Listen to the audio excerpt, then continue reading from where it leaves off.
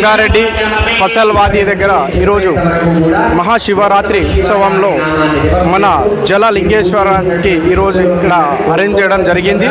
మరియు భారతదేశం ప్రతి రాష్ట్రం నుంచి 1008 పవిత్ర నదిల నుంచి జలాలు వాటర్ తీసుకొచ్చి ఇక్కడ అరేంజ్ చేయడం జరిగింది. మరియు అలాగే మన వ్యవస్థాపకులు శాస్త్ర సిద్ధాంతి గారితో మనం ఒకసారి అడిగి తెలుసుకుందాం.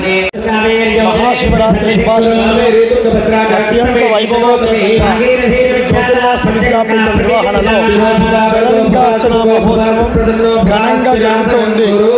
సుమారు ఇప్పటికే 60,000 మంది దర్శించుకొని ఉన్నారు స్వామివారిని.